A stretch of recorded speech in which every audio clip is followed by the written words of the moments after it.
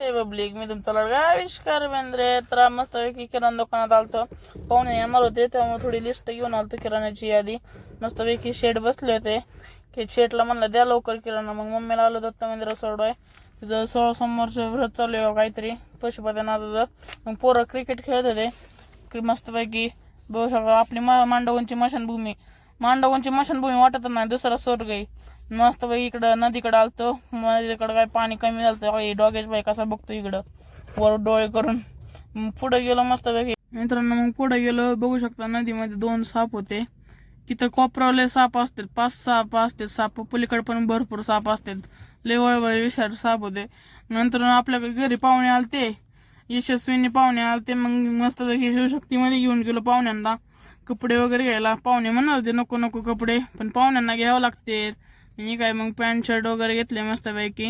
म्हणलं विचार होता साडी घ्यायचा, पण नको साडी म्हणलं त्याला.